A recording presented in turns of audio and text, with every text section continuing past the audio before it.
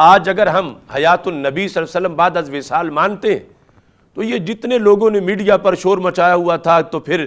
تدفین کس کی اگر حیات تھی، تو میں ان سے پوچھتا ہوں کہ یہ قبر میں حضرت موسیٰ علیہ السلام کے بارے میں جو سرکار کا فرمان صحیح مسلم شریف میں ہے وَهُوَ قَائِمٌ يُصَلِّي فِي قَبْرِهِ، کہ وہ کھڑے ہو کر اپنی قبر میں نماز پڑھ رہے تھے، تو ہمارے آقا علیہ السلام نے بعد از وصال حضرت موسیٰ علیہ السلام کو قبر میں زندہ مانا ہے، اور زندگی بھی وہ جو حسی بھی ہے اور حقیقی بھی ہے، یعنی صرف روحانی نہیں، صرف روح نہیں، تو روح تو صرف قیام ہی نہیں کر سکتی، صرف جسم ہو اور اس میں روح نہ ہو وہ تو کھڑا ہی نہیں ہو سکتا، نماز پڑھنا تو دور کی بات ہے۔ یہاں حضرت موسیٰ علیہ السلام کی قبر کے اندر حضرت موسیٰ علیہ السلام کے دو فنکشن ہمارے نبی علیہ السلام نے بیان کیے، ایک ہے قیام، دوسرا ہے صلاۃ، یعنی کھڑے ہو کے نماز پڑھنا، وَهُوَ قَائِمٌ يُصَلِّي فِي قَبْرِهِ، تو یہ صرف روحانی زندگی نہیں، یہ جسمانی زندگی ہے۔ صحیح مسلم شریف کے اندر حدیث 2375 ہے، سرکار فرماتے ہیں مررت علی موسیٰ لیلۃ اسری بی، جس رات مجھے معراج کرائی گئی اس رات میں حضرت موسیٰ علیہ السلام کے پاس سے گزرا، عند الکثیب الاحمر، سرخ ٹیلے کے پاس، تو میں نے دیکھا ان کو وَهُوَ قَائِمٌ يُصَلِّي فِي قَبْرِهِ، اس حالت میں کہ وہ اپنی قبر میں نماز پڑھ رہے تھے۔ اب حضرت موسیٰ علیہ السلام کو بعد از وصال، جنہیں ایک طویل زمانہ گزر چکا ہے اور ہیں بھی وہ قبر میں، رسول اللہ صلی اللہ علیہ وسلم نے ان کی حیات کو تسلیم کیا، اور پھر رسول اللہ صلی اللہ علیہ وسلم نے خود اس کو بیان کیا، اور اس میں حکمت تھی کہ چونکہ آج مثال کے طور پر جب یہ مسئلہ چھڑا ہے تو نہ وحی آ سکتی ہے کہ ہم وحی سے اس کا فیصلہ کروا لیں، نہ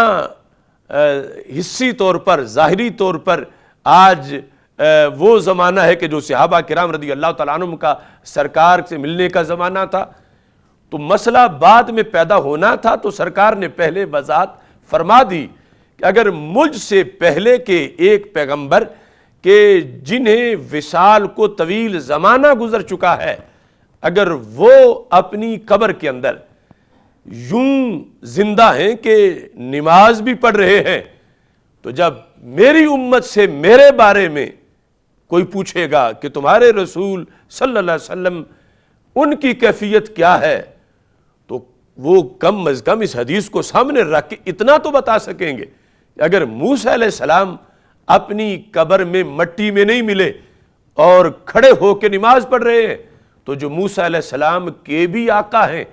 ان کی حیات کا عالم کیا ہوگا، وہ کس انداز میں اپنے روضہ پرنور میں گنبد خضرا کے نیچے حجرہ نبویہ کے اندر ان کی حیات والا صفات کا انداز ہے کہ جس میں ادھر قائم یصلی فی قبرہ، یہ سرکار نے کوئی خواب بیان نہیں کیا، عالم بیداری کا واقعہ بیان کیا، حقیقت بیان کی، اور رسول اللہ صلی اللہ علیہ وسلم نے یہ بھی واضح کر دیا کہ یعنی جن قبروں میں نبی ہیں، اللہ کی طرف جانا ہو، اللہ کی ملاقات ہو، تو پھر بھی ان کے پاس سے گزرنا اور یہاں سے ہو کے جانا، یہ سرکار کی ایک سنت سے یہ پتہ چلا کہ انبیاء علیہ السلام کے جو مراکد ہیں ان کی زیارت، اگرچہ سرکار فیض دینے والے ہیں لیکن لینے والوں کو تو یہ واضح کر دیا کہ کتنا بڑا مرتبہ اور مقام ہے اس حقیقت کا۔ تو یہاں جتنے بھی آج بھٹکے ہوئے لوگ ہم پہ اعتراض کر رہے ہیں کہ جب سرکار کا وصال ہو گیا تو پھر کیا سرکار کو زندہ دفن کر دیا گیا، تو کتنا ظلم کیا دفن کرنے والوں نے، اور پھر قبر کس چیز کی بنائی گئی، اور پھر یہ 63 سال زندگی کیوں ہے، تو تو ان ساری چیزوں کا جواب اس میں موجود ہے کہ حضرت موسیٰ علیہ السلام کا وصال ہوا، قبر بنی، پھر بھی زندگی اپنی جگہ موجود ہے، حیات اپنی جگہ موجود ہے، اور حیات بھی روحانی نہیں صرف، بلکہ جسم مار روح دونوں چیزیں، جسم بھی سلامت اور اس کے اندر روح بھی موجود ہے۔ ایک پیغمبر کے وصال کے بعد سرکار دو عالم صلی اللہ علیہ وسلم ان کے بارے میں یہ لفظ بول رہے ہیں کہ میں ان کے پاس سے یہ گزرا وہو قائم یصلی فی قبرہ، یہ تو پھر سرکار کا مشاہدہ ہے کہ آپ نے قبر کے اندر بھی دیکھ لیا، تو اور یہ پھر وضاحت اس لیے تھی کہ دنیا کو پتہ چلے،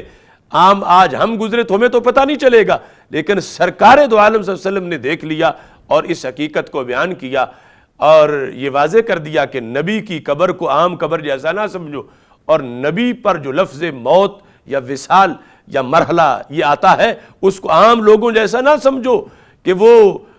عام نبی بھی یہ ان کا مقام ہے، اور جو پھر امام الانبیاء اور قائد المرسلین اور تاجدار ختم نبوت صلی اللہ علیہ وسلم ہوں، ان کی قبر کے اندر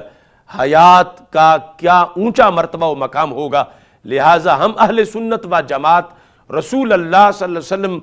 کے بارے میں جو حیات النبی صلی اللہ علیہ وسلم کا عقیدہ رکھتے ہیں، یہ خود سرکار کا دیا ہوا عقیدہ ہے، پہلے انبیاء علیہ السلام کے لحاظ سے آپ نے یہ واضح فرما دیا۔